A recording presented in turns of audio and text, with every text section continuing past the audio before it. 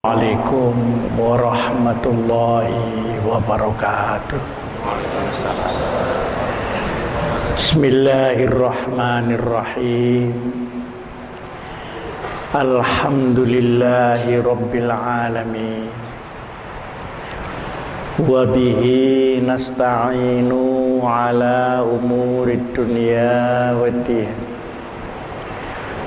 Wassalatu wassalamu ala asyrafil mursalin Sayyidina wa maulana wa syafi'ina wa uswatina wa habibina wa qurrati a'yunina Muhammadin sallallahu alaihi wasallam wa ala alihi wa sahbihi ila yaumil qiyamah. Subhanaka la ilma lana illa ma 'allamtana innaka antal alimul hakim. Rabbana atina min ladunka rahmah wa hayyi' lana min amrina rasyada. Yang terhormat Bapak Rektor dengan seluruh Bapak dosen, para pimpinan UI yang saya muliakan, penyelenggara, saudara-saudara mahasiswa, anak-anakku sekalian yang saya hormati. Saya sungguh merasa gembira kalau UI menggunakan langkah yang disebut UI bersolawat. Bahasa ini sangat bagus dan saya sangat menghormati. Oleh karenanya maka saya dengan senang hati datang ke sini, bukan hanya untuk memberi penjelasan, tapi lebih daripada itu saya berdoa kepada Allah, semoga yang hadir di sini umumnya seluruh keluarga besar Universitas Indonesia mendapat berkah dari sholawat kepada Nabi besar Muhammad sallallahu alaihi wasallam. Berkah ini sangat penting karena segala sesuatu yang kita punyai baru berkah kalau ada beberapa syarat. Syarat yang pertama, kalau kita mencari ilmu, memang mencari ilmu. Jangan kelihatannya mencari ilmu, sebenarnya mencari ijazah aja.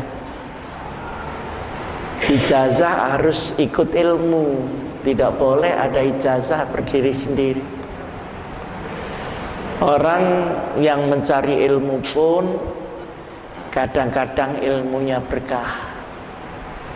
Mengapa berkah? Karena ilmunya dipertanggungjawabkan kepada Allah, kepada Rasulnya, dan kepada umat Muhammad. Luasnya adalah umat manusia. Pertanggungjawaban ini bukan hanya ilmu-ilmu normatif seperti ilmu hukum, dia harus sampai kepada keadilan sebagai berkah dari ilmu hukum itu.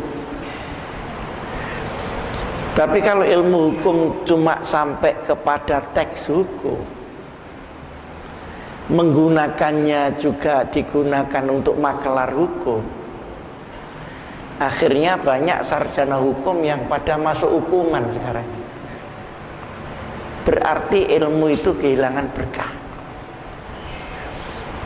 Bukan hanya ilmu normatif, ilmu yang bersifat instrumentalis, ilmu-ilmu alat seperti ilmu alam, ilmu arsitek, ilmu pertambangan, tetap memerlukan pertanggungjawaban.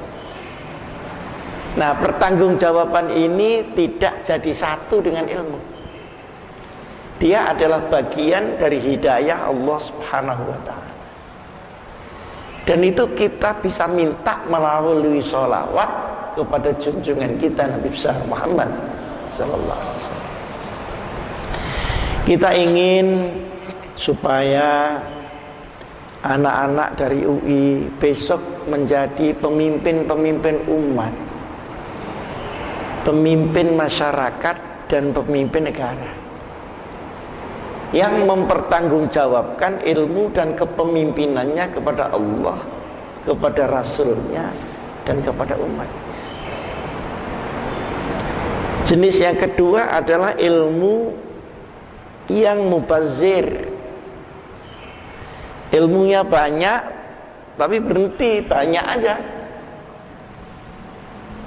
Dia tidak disalurkan, tidak dipakai untuk berjuang, ya pinter-pinternya sendiri aja.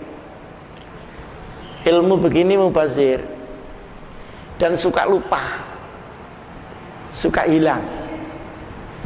Kalau semakin tua semakin pikun ini. Kacamata dipakai dicari. Jangan lagi begitu. Ilmu yang menggenang ini, kalau hatinya dia goncang, ilmunya juga hilang. Sedang marah misalnya, sedang sedih, atau sedang dimarahi istrinya, itu juga bisa hilang.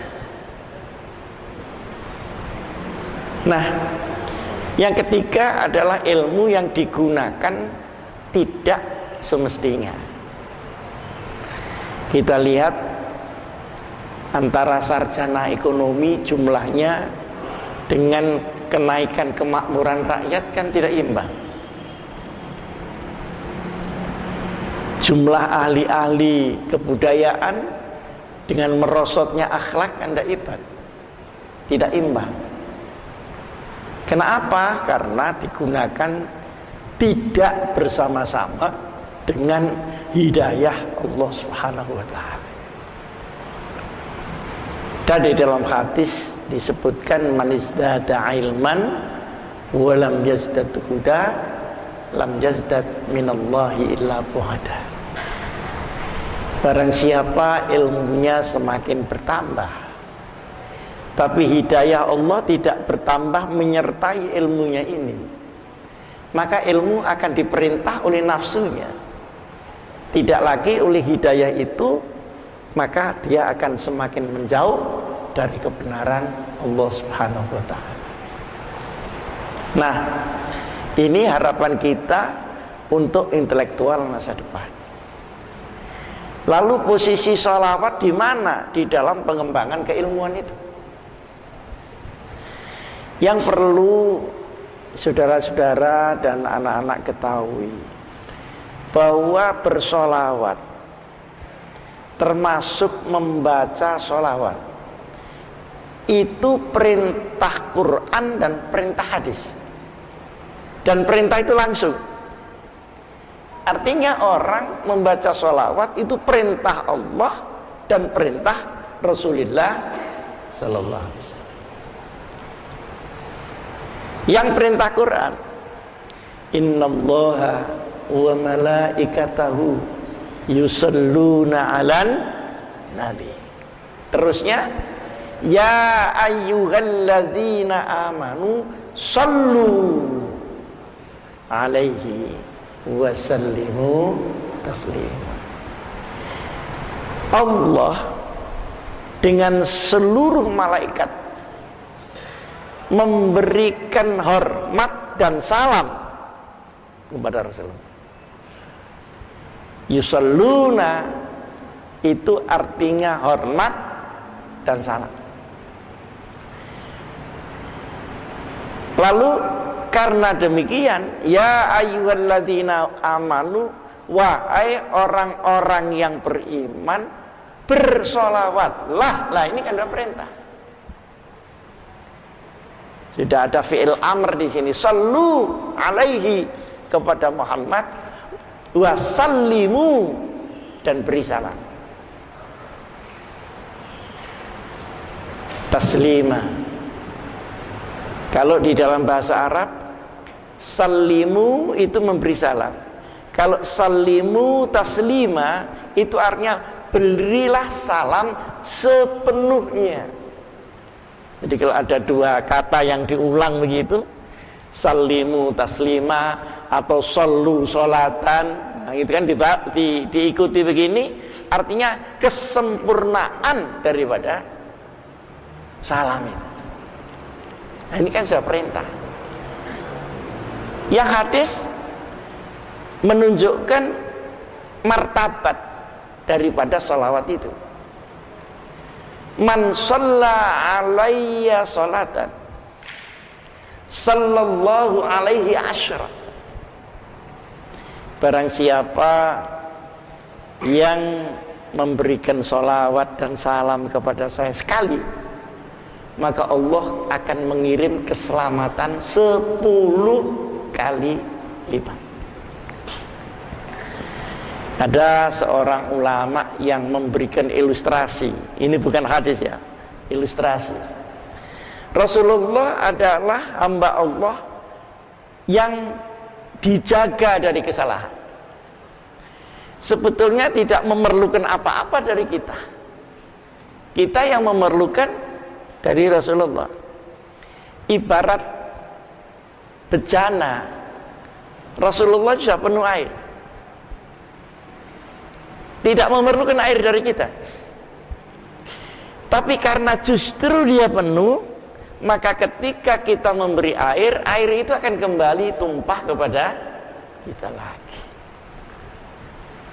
Ini ilustrasi saja. Ini bukan hadis Rasulullah Sallallahu Alaihi Wasallam. Nah, oleh karenanya sebenarnya kita ini wajib membaca salawat. Minimal aja. 1 hari 9 kali. Kalau tidak, kita berdosa. Kok bisa begitu? Iya. Kita sholat kan 5 kali. Kalau sholat subuh, kita mesti tahiyat. Tahiyat itu tidak sah kalau nggak ada sholawatnya. Allahumma sholli ala Sayyidina Muhammad. Ada yang tidak pakai Sayyidina, ya nggak apa-apalah.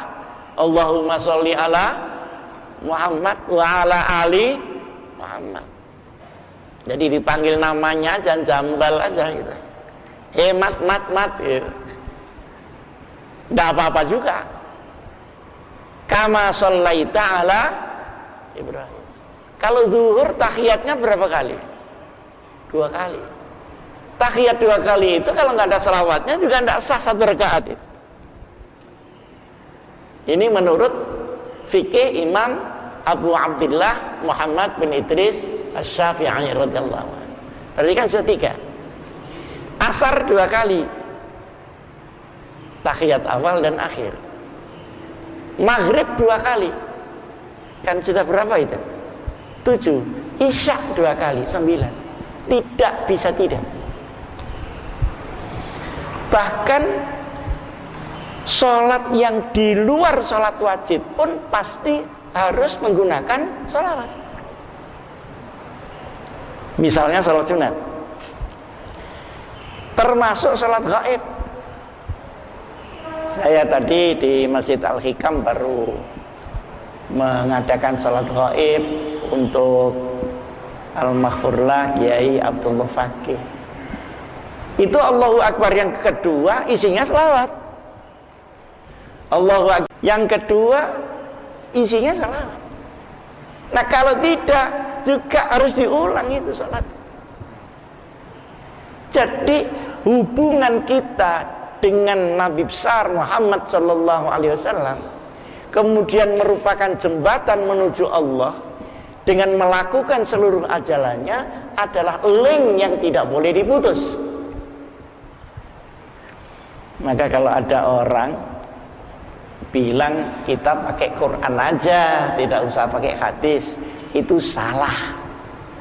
Seperti kita pakai undang-undang dasar saja, tidak usah pakai undang-undang. Padahal undang-undang itu pelaksanaan dari undang-undang dasar.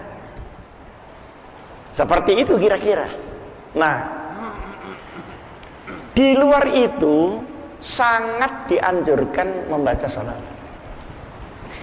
Karena sangat dianjurkan membaca salawat itu, hampir seluruh ulama-ulama mazhab apapun, kalau dia berdoa kepada Allah, dahului dengan syukur dan dengan salawat. Mesti alhamdulillahirabbil wassalatu wassalamu. Kalau pidato kadang iya kadang enggak. Lihat orangnya apal enggak salawat. Biasanya kalau apal pakai, kalau enggak ya Assalamualaikum warahmatullahi wabarakatuh. Udah. Tapi yang kalau ingin runtut supaya apa yang dikatakan itu bertanggung jawab, sebaiknya menggunakan salawat. Doa itu pakai salawat. Nah, saking pentingnya salawat itu, maka banyak salawat-salawat yang digandengkan dengan beberapa jenis doa. Misalnya sekarang doa untuk menyembuhkan hati yang gelisah. Sekarang kan musimnya orang stres ya. Sekarang ini terjadi stres sosial, orang itu sumpek itu semua. Nah, ada doa yang tujuannya supaya hati kita ini reda, turun. Namanya penyembuhan hati. Penyembuhan hati itu kalau di bahasa Arab kan namanya tibbul qulub. Penyembuhan hati. Nah, kemudian digandeng di depan itu dengan sholawat sebelum tibbul qulub ini, maka selawatnya lalu disebut sholawat tibbul qulub. Nah, ini kreasi kalau ini. Ada satu peristiwa besar seperti di Badar, untuk mengambil kembali semangat Badar itu, nah, digandeng dengan salawat. Akhirnya dinamakan salawat Badar. Nah, kalau sudah salawat Badar, ada salawat munjiat. Munjiat itu lolos dari himpitan. Di dalam hidup kita itu sering kita dihimpit suatu masalah yang di luar kemampuan kita untuk keluar, kecuali kalau dikeluarkan oleh Allah Subhanahu wa taala. Banyak itu, Pak. Jadi kepandaian kita itu sebenarnya bagian dari kehidupan kita. Bukan kehidupan kita bagian dari kepandaian atau ijazah kita. Enggak. Setiap manusia dia akan masuk, enggak tahu kapan, umur berapa lama, masalahnya apa, tingkat beratnya seperti apa, dia akan mengalami suatu posisi di mana dia tidak bisa keluar tanpa izin Allah Subhanahu wa taala. Maka marilah kita banyak-banyak membaca sholawat. Yang sudah bisa panjang, alhamdulillah. Allahumma sholli ala sayyidina Muhammad. Kalau kepanjangan itu dianggap itu bikin-bikin, ya yang pas-pasan saja. Jadi misalnya pakaian ya sepan aja, tidak usah midi atau maksi, yang mini aja. Allahumma sholli ala Muhammad atau sallallahu ala Muhammad. Kenapa harus diulang? Nah, itu hanya supaya bibir kita ini terbiasa. Tetapi yang terpenting adalah bahwa kita dengan ikhlas dan tulus menyampaikan salam takzim itu kepada Rasulullah sallallahu alaihi wasallam. Itu yang penting.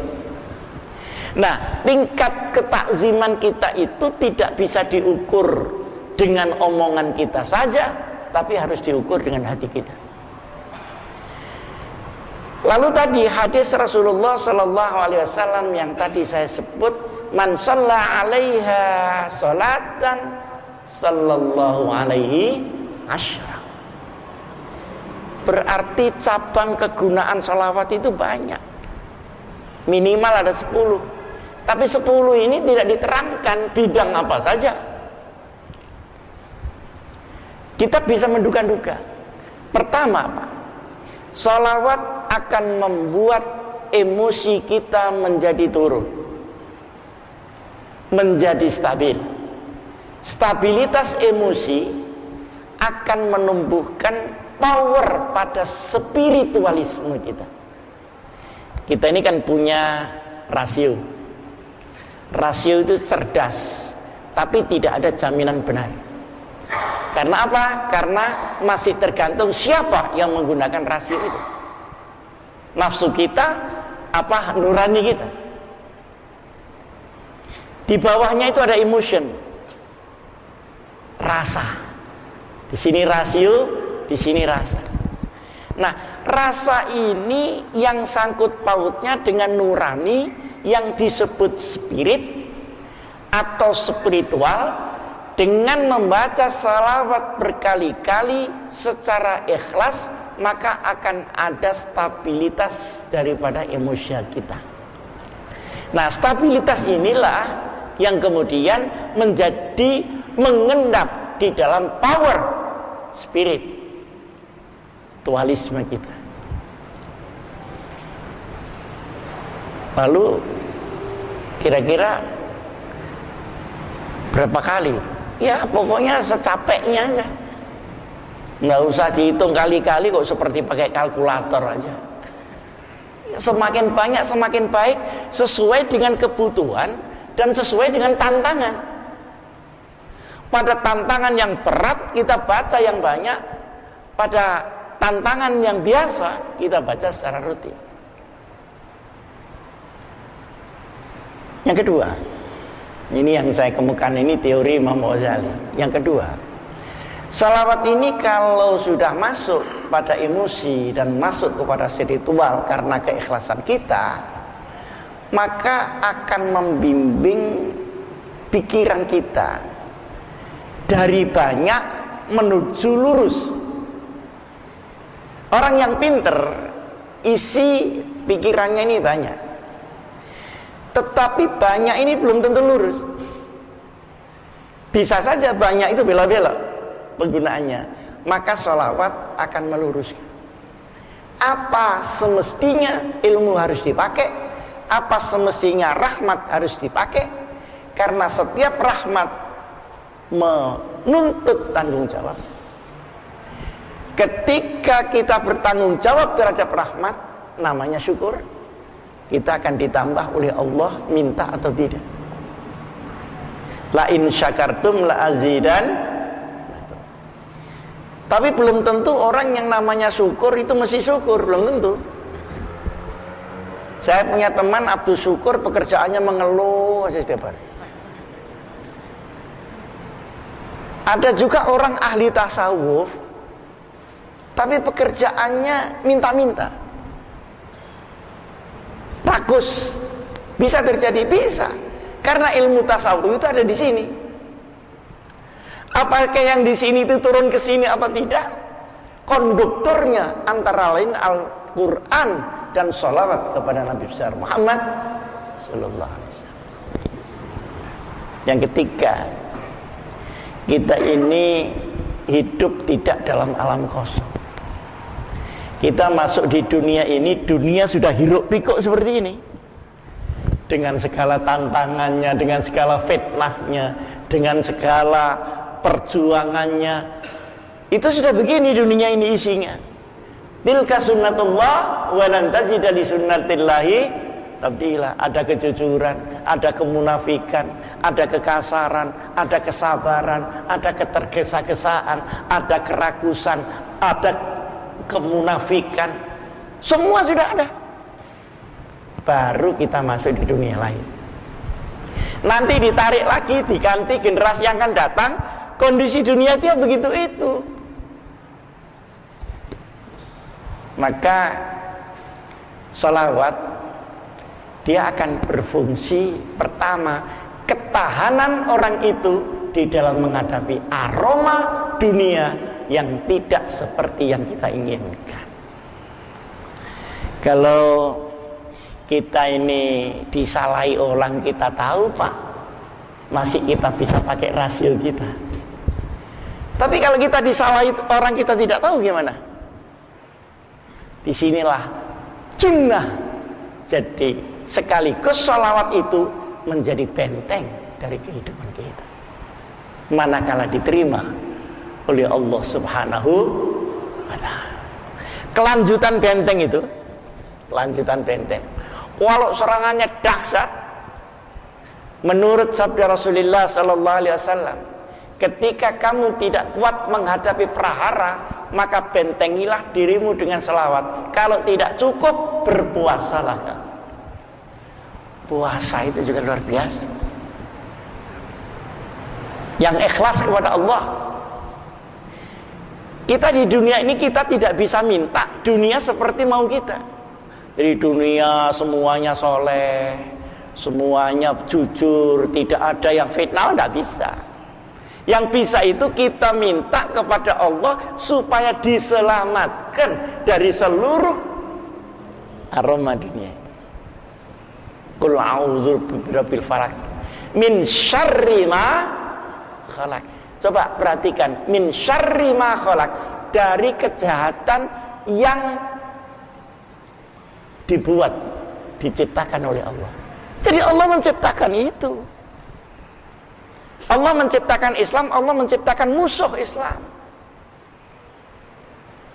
Supaya kamu bisa menghadapi itu dengan berpegang kepada i'tisam bihablillah. Tidak ada nabi lahir, nabi berjuang tanpa direpoti, itu tidak ada ceritanya. Ya itulah isi dunia. Kalau minta semua beres, itu mungkin kalau dunia ini buatan Pak D kita sendiri. Selama ini buatan Allah, tilka sunnatullah walan tajida li sunnatillahi tabdila. Jadi salawat itu akan menjadi sunnah, benteng kita. Kurang ditambah puasa. Tapi alhamdulillah sekarang ini puasa sudah tidak musim. Yang musim itu kuliner sekarang. Jadi orang disuruh makan terus. Saya dulu punya kiai di Jawa Timur namanya Kiai Soim. Kenapa? Karena puasa terus.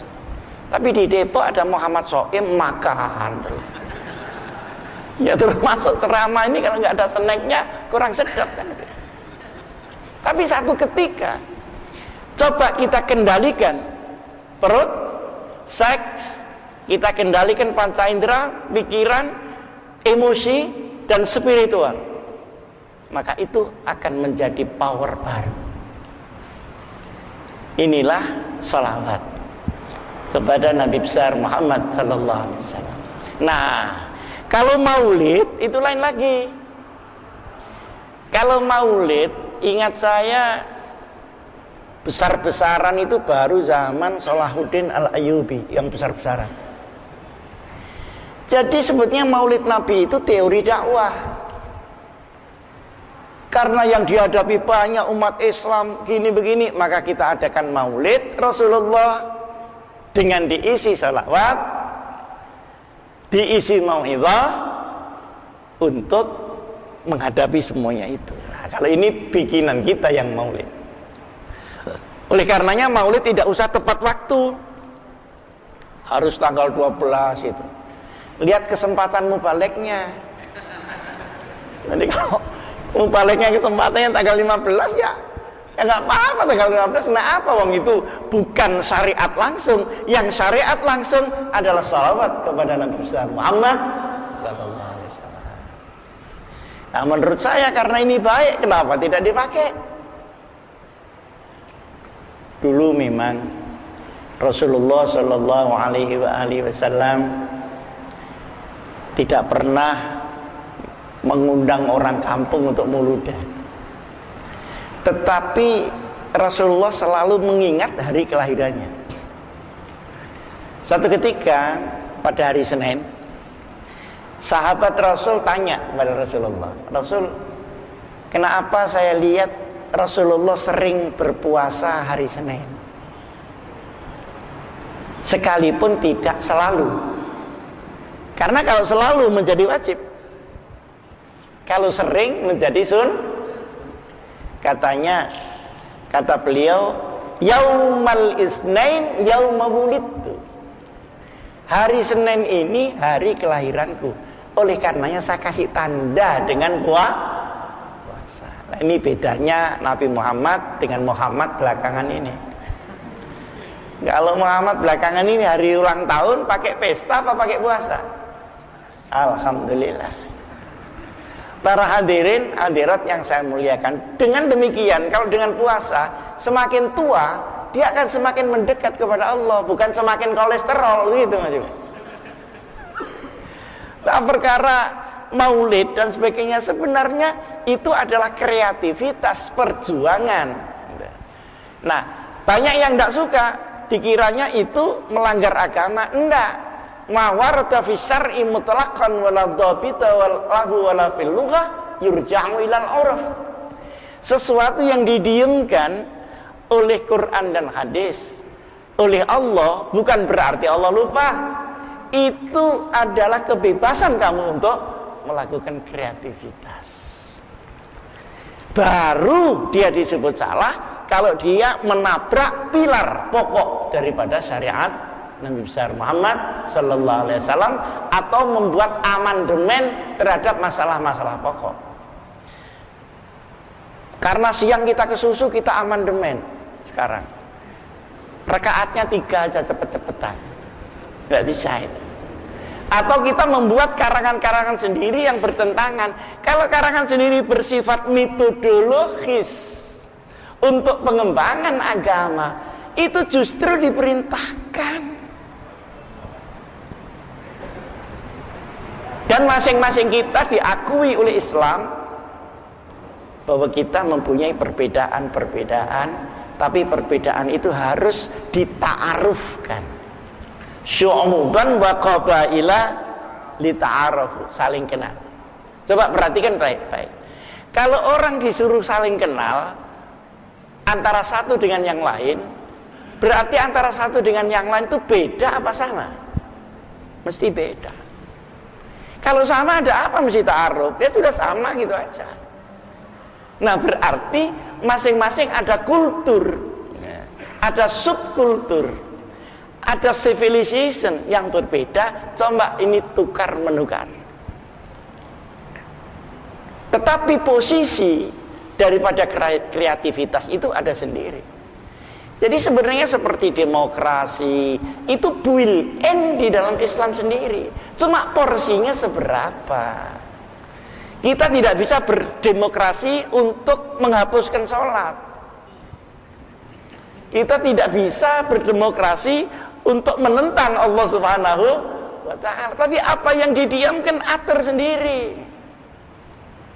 Nah, jadi sebenarnya posisi daripada adat dan posisi daripada syariat itu sudah ditentukan di dalam ajaran-ajaran Nabi besar Muhammad sallallahu alaihi wasallam. Oleh karenanya kita ini tidak usah sembrono kepada agama, tapi juga nggak usah gawat banget gitu.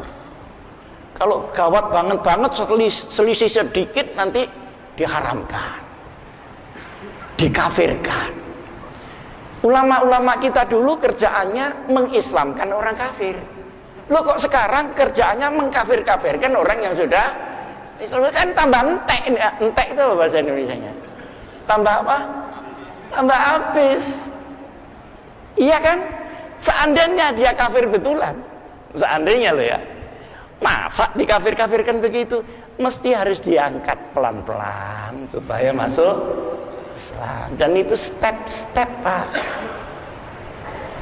Nah disinilah ulama kita yang mampu mengubah dalam tanda petik biiznillah ya. Mengubahnya itu karena orang tidak bisa mengubah iman seseorang. Bisa mengubah orang Hindu sama Buddha jadi Islam. Dan itu tanpa perang loh.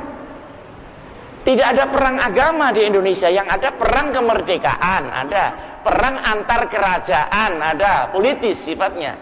Tapi perang teologis itu tidak terjadi di Indonesia. Jadi Kalau mau orang dia Islamkan itu, kalau dia belum Islam, disuruh ditanya oleh para ulama. Yang ditanya bukan agamanya, yang ditanya kebutuhannya. Di desa di sini ada apa? Oh banjir, Kanjeng Sunan.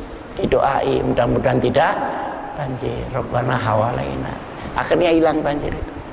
Tapi ini ulama dulu, Pak. Yang sekarang ini berdoa tidak banjir, tambah beledek. Mana? Apa? Ada penyakit. Wa nunazzilu minal Qur'ani ma huwa syifaa'un wa rahmatan lil mu'minin wa la yaziduz zalimina radda. Sudah. Ini pemberian Tuhan. Mari sama-sama asyhadu an la ilaha illallah. Diajari Fatihah, langsung sholawat kepada Nabi besar Muhammad sallallahu alaihi wasallam. Demikianlah proses pengislaman, karena pengislaman dengan kekerasan akan mengakibatkan orang terpaksa masuk Islam, padahal terpaksa masuk Islam itu tidak sah Islamnya menurut syariat Rasulullah sallallahu alaihi wasallam. Jadi tidak ada gunanya menakut-nakuti orang supaya Islam, itu tidak ada gunanya, nggak sah juga dia. Nah, oleh karenanya dunia ini tidak akan lepas dari kekerasan. Tapi biarlah kekerasan itu bukan berawal dari agama. Biasanya berawal dari ketidakadilan, berawal daripada hilangnya keteladanan, berawal dari kemiskinan, berawal dari kebodohan, berawal dari hilangnya gotong royong. Tapi janganlah kemudian diawali dengan agama. Karena ketika diawali dengan agama, dia akan membahayakan orang itu dan membahayakan kejernihan syariat Nabi besar Muhammad sallallahu alaihi wasallam. Justru agama harus dipakai untuk kontra kerusuhan-kerusuhan, kontra daripada keruwetan-keruwetan yang sekarang ada. Mari kita jujur aja. Menurut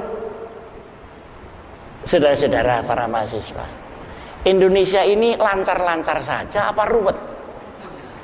Menurut Bapak gimana saudara-saudara ini? Indonesia ini lancar apa ruwet? Ruwet. Karena banyak yang bilang ruwet, saya ikut ruwet saja, Pak. Daripada saya sendirian. Ruwetnya Indonesia itu kurang orang pinter apa kurang orang benar? Ya, tidak menjawab pun sudah menjawab sendiri. Jadi proses pinter ke benar itu tidak segampang dalam teori-teori ilmu pengetahuan. Di sini ada faktor hidayah di sini yang harus diambil. Dari benar ke pinter pun tidak gampang. Banyak orang desa-desa yang solihin tetapi gampang diombang-ambingkan karena dia tidak pinter. Tapi sesulit-sulit membuat pinter orang benar, lebih sulit lagi membuat orang pinter menjadi benar. Karena orang yang pinter ini reaktif gitu. Tanya terus. Kadang-kadang tanya belum dijawab sudah pergi. Karena dia hanya ingin menunjukkan kalau kritis, gitu toh. Sekarang kan anak-anak muda banyak bergaya. Penampilan meyakinkan tapi belum tentu rokoknya tidak eceran. Nah, begini-begini ini perlu kita sadari. Kita proporsionalkan posisi agama, proporsionalkan posisi salawat, proporsionalkan posisi pemikiran, tempatnya masing-masing di mana. Dan keseluruhan itu kita gabungkan menuju ridha Allah Subhanahu wa ta'ala. Mudah-mudahan UI yang bersalawat menjadi UI yang berbarakah. Negara ini menunggu kaum cerdik-cendekia yang bertanggung jawab terhadap ilmunya. Kita menunggu di Indonesia itu al-qawiyul amin. Kalau bahasa Qur'annya, orang yang kuat dan terpercaya. Kadang-kadang kuat tidak terpercaya, kadang-kadang terpercaya tapi tidak kuat. Insya Allah yang paling banyak tidak kuat dan tidak terpercaya. Sekian kurang lebihnya saya mohon maaf. Aqulu qouli hadza wa astaghfirullah li wa lakum. Wassalamualaikum warahmatullahi wabarakatuh.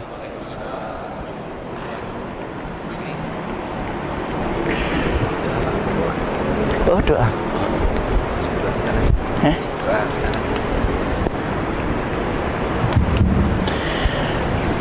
Al-Fatihah.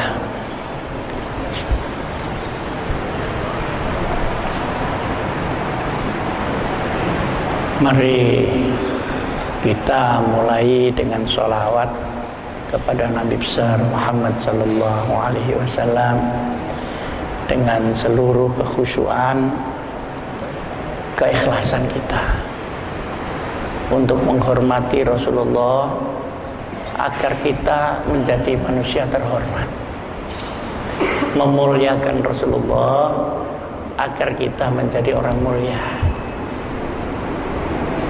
meninggikan Rasulullah agar kita ikut ketinggian Rasulullah sallallahu alaihi wasallam. Allahumma, mari bersama-sama, Allahumma shalli ala sayyidina Muhammadin wa ala ali sayyidina Muhammad fil alamina innaka Hamidum Majid. Allahumma salli ala sayyidina Muhammadin wa ala ali sayyidina Muhammadin innaka ala kulli syai'in qadir. Allahumma salli ala sayyidina Muhammadin wa ala ali sayyidina Muhammadin innaka ghafurur rahim.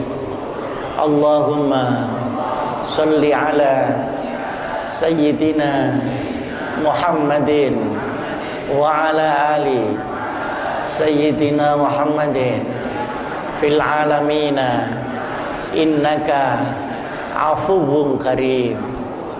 Allahumma salli ala sayyidina Muhammadin wa ala ali sayyidina Muhammadin fil alamil a'la.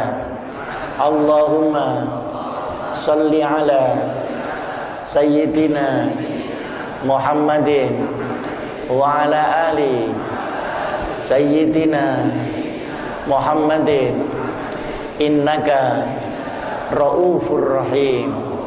Allahumma salli ala sayyidina Muhammadin wa ala ali sayyidina Muhammadin fil alamina innaka ghafurur rahim. Allahumma salli ala sayyidina Muhammad wa sallim radhiyallahu anhu li sahabati Rasulillah ajma'in walhamdulillahi rabbil alamin.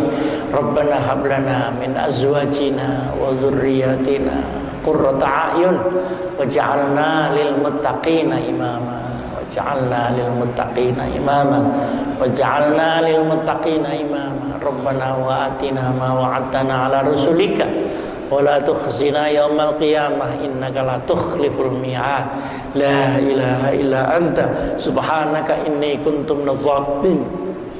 Qatat amaluna wa izzatika illa fika wa khaba raja'una wa haqqika illa minka. In abtad gharatul arham wa abta'adat faqr bi syai' min gharatallah ya gharatallah jiti sayra musri'atan fi hali uqtadina ya gharatallah adatil adun wa jaru wa rajana Allah mujira wa kafa billahi waliyya wa kafa billahi nasira ya wahidu ya ali ya halim hasbunallah wa ni'mal wakil ni'mal maula wa ni'man nasir. Hasbunallah wa ni'mal wakil ni'mal maula wa ni'man nasir. Hasbunallah wa ni'mal wakil ni'mal maula wa ni'man nasir. Wala haula wala quwwata illa billahil aliyyil azim. Wa sallallahu ala sayyidina Muhammadin nabil ummi wa ala alihi wa sahbihi wasallam walhamdulillahi rabbil alamin. Wassalamualaikum warahmatullahi